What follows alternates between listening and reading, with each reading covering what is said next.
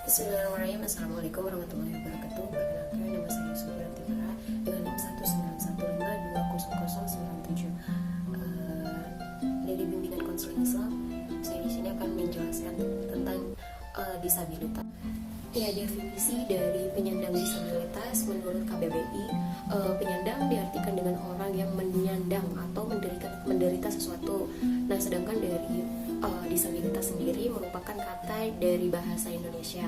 Asalnya dari kata bahasa Inggris disability, jamaknya disabilities yang berarti cacat atau ketidakmampuan. Nah, jadi penyandang disabilitas merupakan seseorang yang mempunyai kelainan dan yang dapat mengganggu aktivitasnya karena mereka mengalami keterbatasan fisik, mental, atau sensorik dalam waktu yang cukup lama karena saat berinteraksi dengan orang lain. Selanjutnya, tujuan konseling rehabilitasi adalah satu profesi yang uniknya dikorbankan tenaganya, pikirannya, waktu demi keberhasilan untuk membantu individu yang mengalami ketidakmampuan fisik, mental, perkembangan secara kebetulan cedera otak, dan penyandang cacat psikiatris untuk mencapai hidup yang lebih produktif dan mandiri. Selanjutnya ada aspek disabilitas. Nah, yang pertama itu ada aspek kognitif. Aspek kognitif ini tidak bisa dilepaskan dari logika karena melalui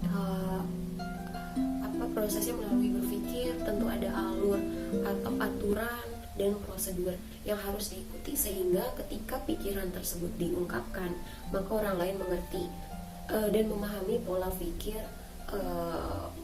lawan bicaranya atau penyandang disabilitas ini.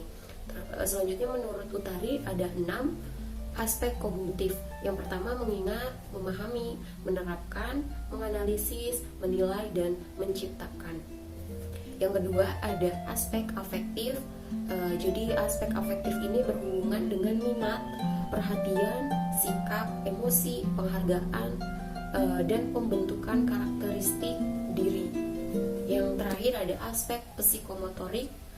Jadi aspek ini berhubungan sangat erat dengan kemampuan gerak yang bukan disebabkan oleh kematangan biologis atau kemampuan gerak yang dikendalikan oleh kematangan psikologis. Jadi kemampuan untuk membuat suatu pola baru yang disesuaikan dengan kondisi dan pola tertentu. Dan disabilitas, jadi kekurangan penyandang disabilitas mereka yang memiliki keterbatasan fisik.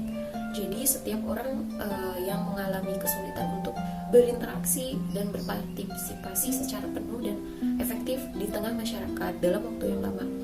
Nah, itu adalah dapat disebut kekurangan dari penyandang disabilitas. Nah, walaupun ada kekurangan di penyandang disabilitas, namun kelebihannya penyandang disabilitas ini mempunyai keunggulan di dalam pekerjaan karena mereka mampu fokus dan berdedikasi tinggi. Karena pada saat mereka bekerja, mereka hanya fokus pada pekerjaannya saja, tidak sering untuk mengobrol atau fokus pada saat bekerja. Karena walaupun mereka mempunyai keterbatasan cacat fisik, tapi mereka kaya akan karya. Itu sejarah dari disabilitas. Sebelum era kolonial, masyarakat sudah menyadari keberadaan difabel di lingkungannya. Namun, dahulu para difabel tersebut sering dikaitkan dengan seseorang yang memiliki kesaktian. Jadi sampai sekarang tidak sedikit orang yang mempercayai bahwa difabel atau disabilitas ini merupakan seorang yang sakti.